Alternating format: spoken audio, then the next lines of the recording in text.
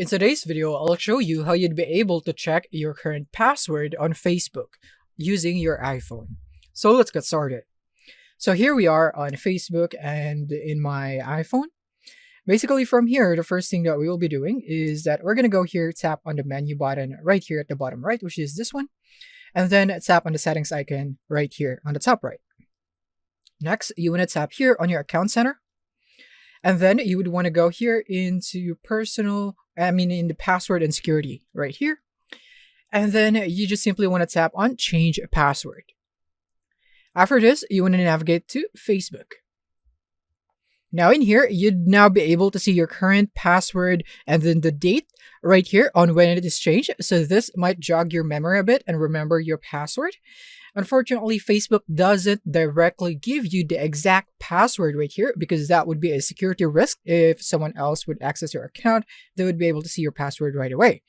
But yeah, this is your best bet right here in seeing the date right here. And then you could also try here and in your current password, you can try to guess it right here, type it out, and then set out a new password and retype it, and then tap on change password and see if it goes through. And then in that way, you'd be able to know that the current password that you have entered is exactly the password that you have previously or currently.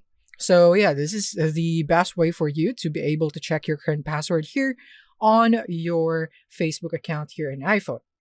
And now the second method in here is that if you are saving your password in Facebook, if you remember that you have saved it here in your iPhone, I'm going to show you how you can retrieve that password. So basically, it should be right here in the password app, right here on iPhone. So you should see this password app right here installed in your iPhone. If not, you can try to install it in the App Store. From here, you'd now be able to see all the passwords that you have saved here on your device. You can tap here on all to see everything. And if you can find Facebook, you can just go here into search and type in Facebook.